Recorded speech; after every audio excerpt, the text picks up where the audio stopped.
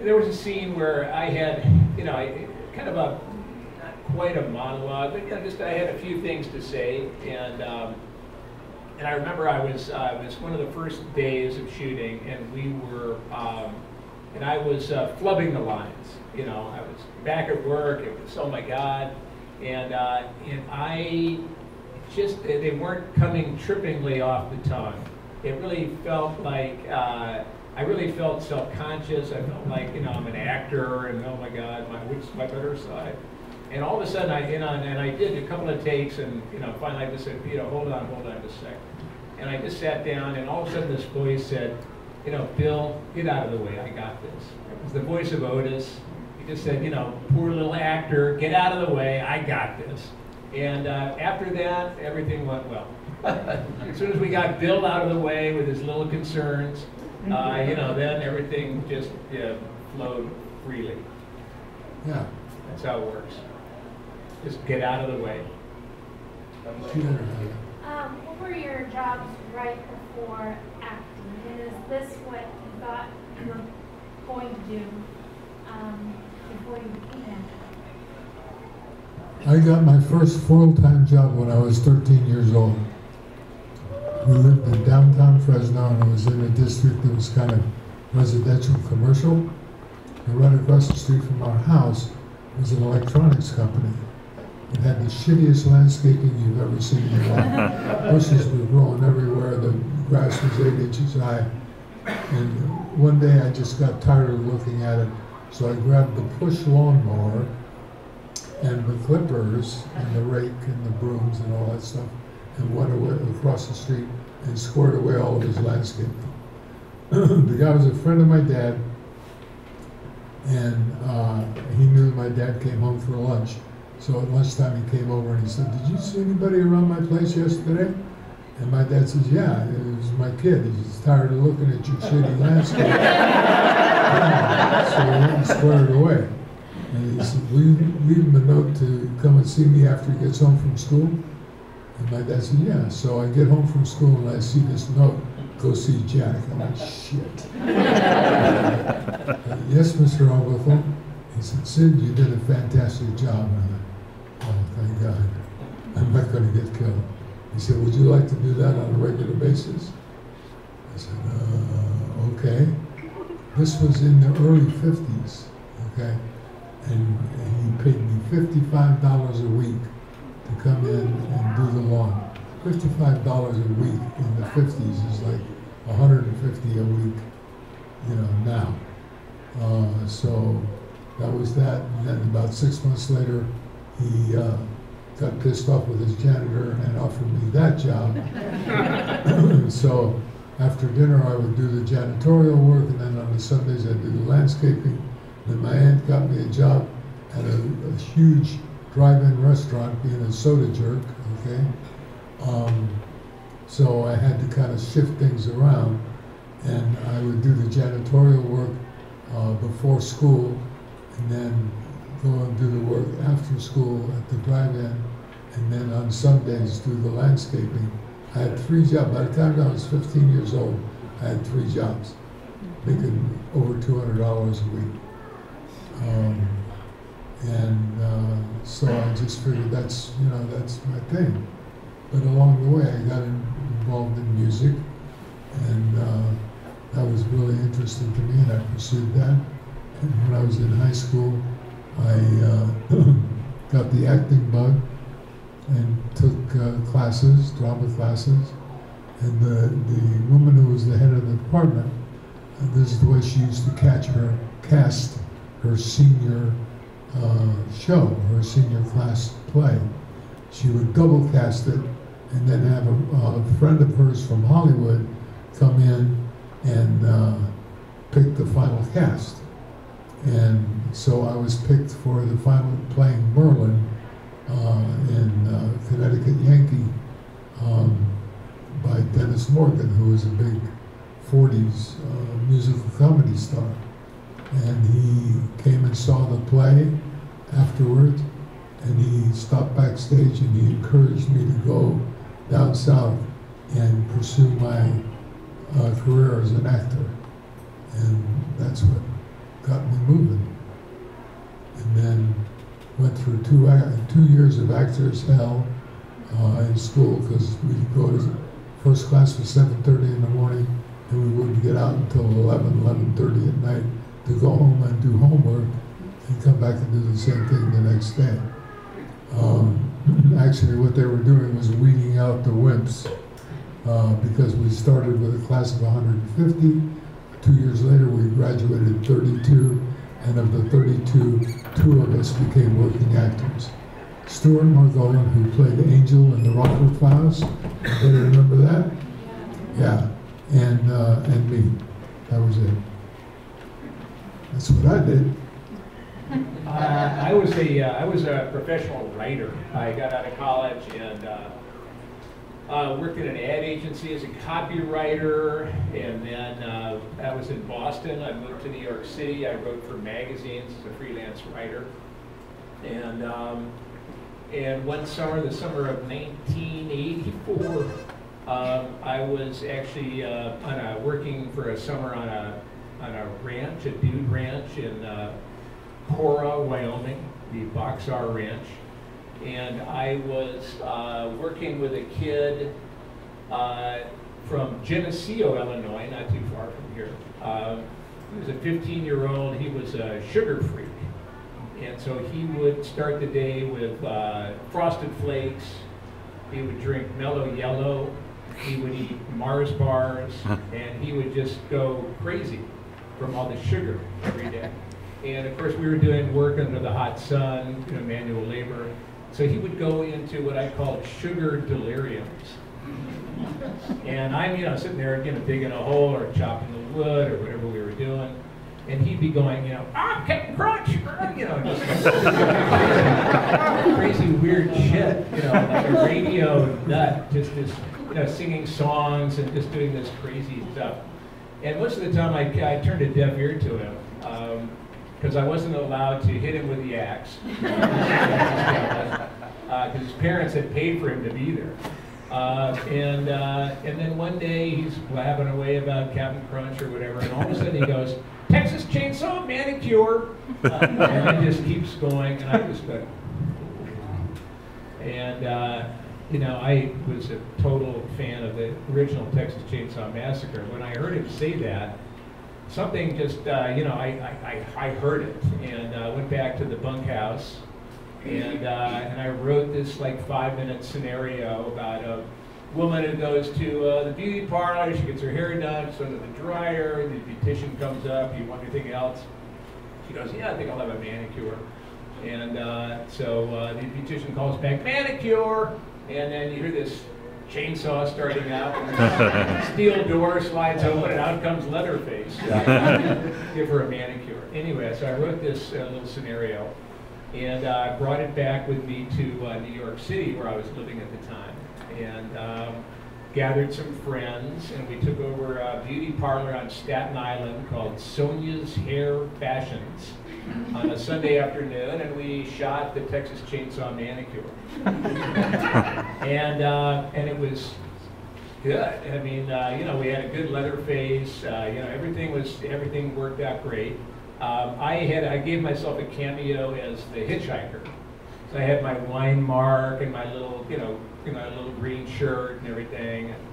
And anyway, that was back in the days of VHS, and I was also at the time working for a magazine called Omni, a science magazine in New York. And they sent me out to LA to cover the making of 2010, the Space Odyssey sequel. So I was out there on a junket, writing out all this stuff, and I had a friend from high school who was already a successful screenwriter in LA. He and his partner had written Who Framed Roger Rabbit, so they were doing good. And I went to have dinner at his house, and I brought along a copy of The Manicure. And I screened it for him and his wife, thought they'd be amused.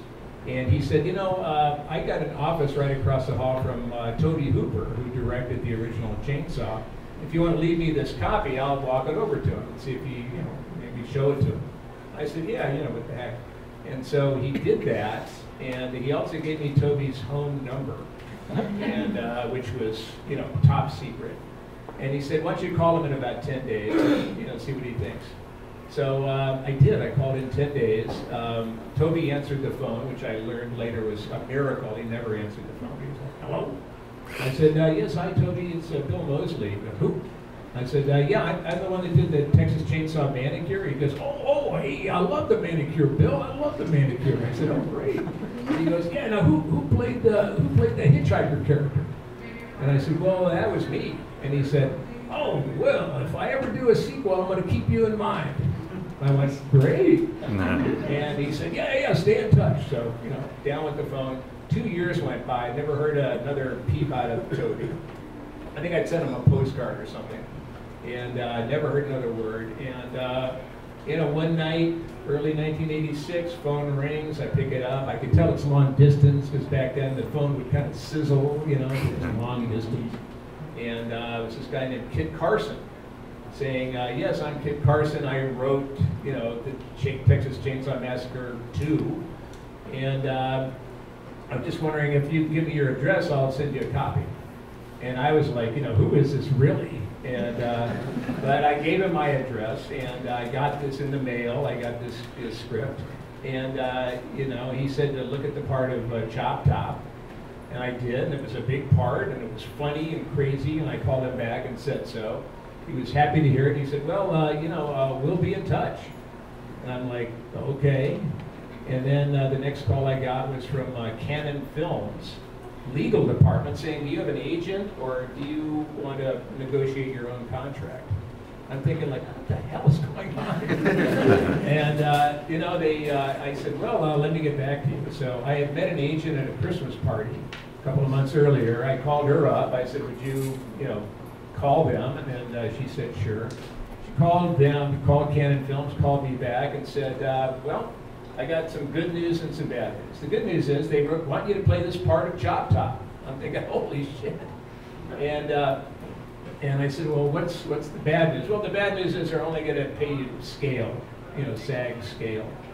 And SAG, Screen Actors Guild, union, you know, scale, meaning the lowest possible amount.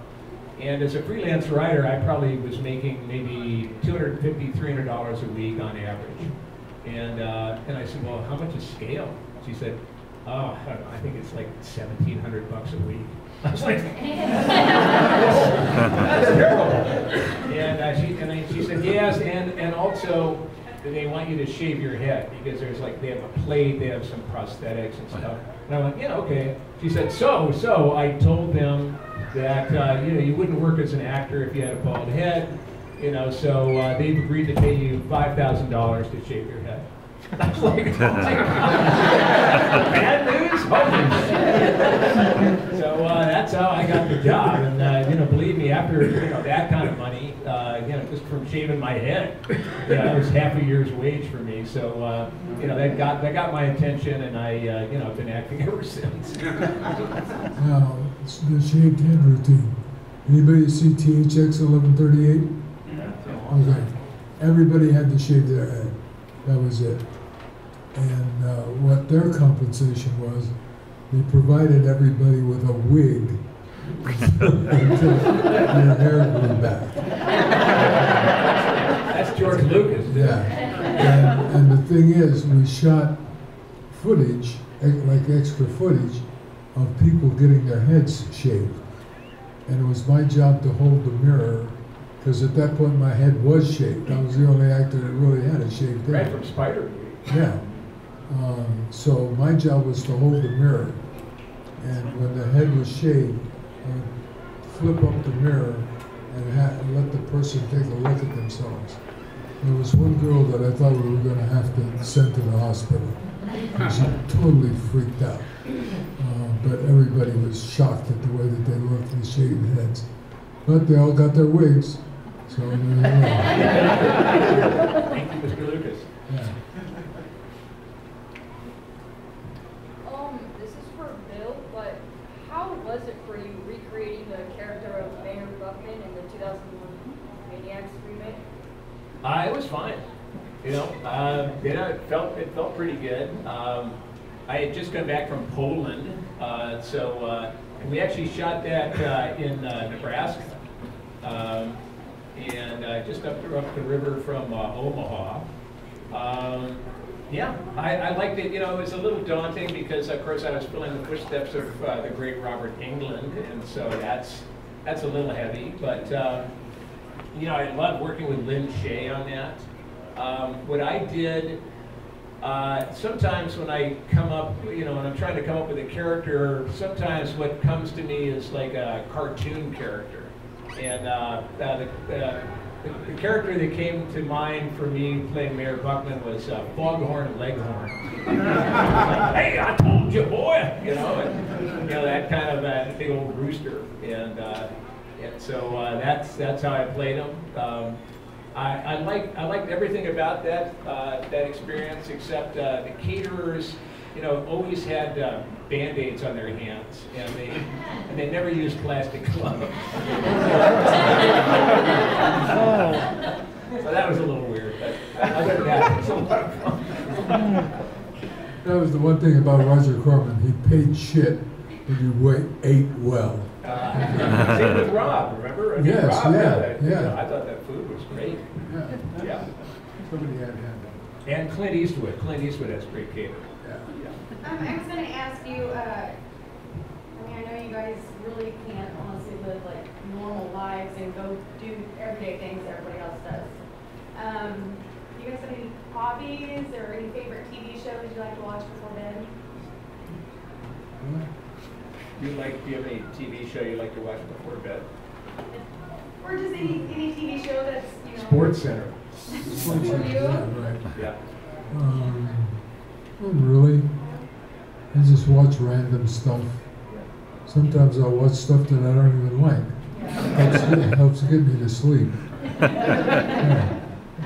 And sometimes watching shitty movies is a great way to get fired up for, Yeah, you know, because you think, you know, fuck you know, for making a shitty movie. You know, I'm going to get out there and take my opportunity and really fucking go for it.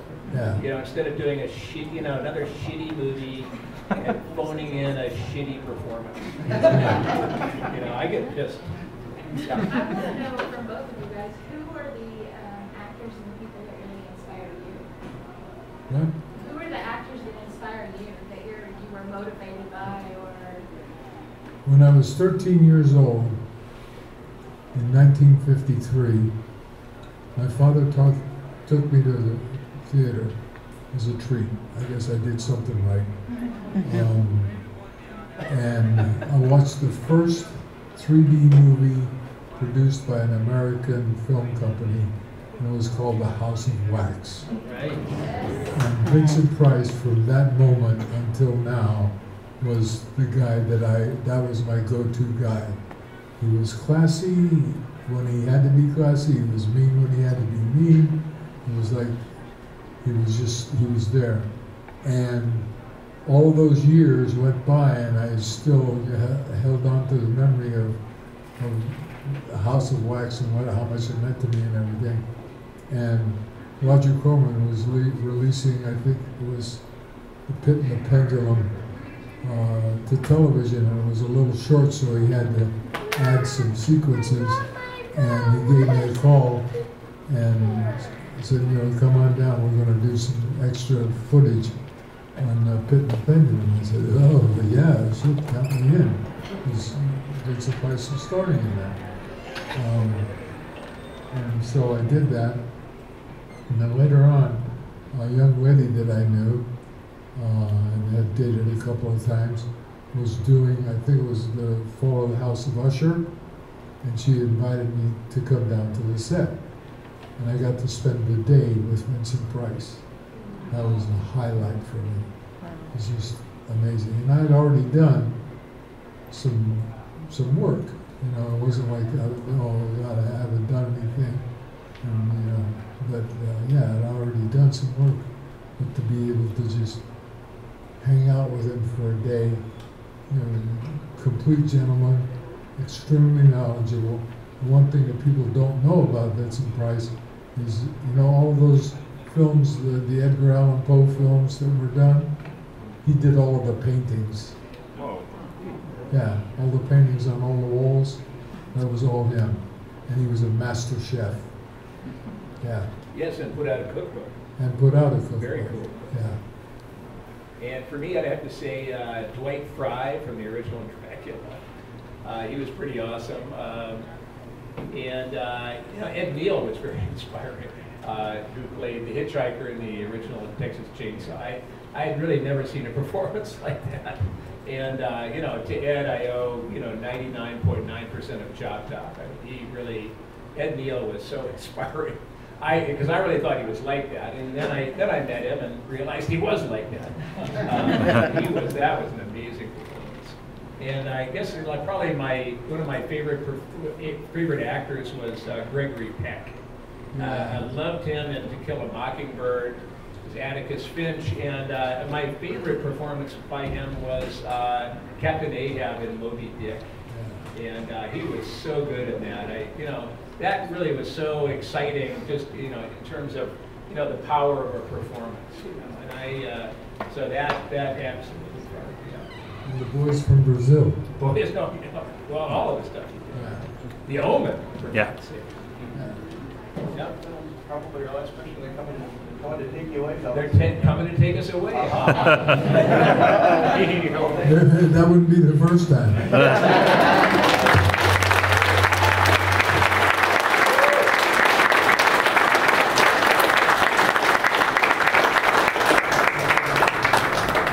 Pretty cool. She did. Did she slither away? I think We'll she see. wanted to go see if she wanted to drawing.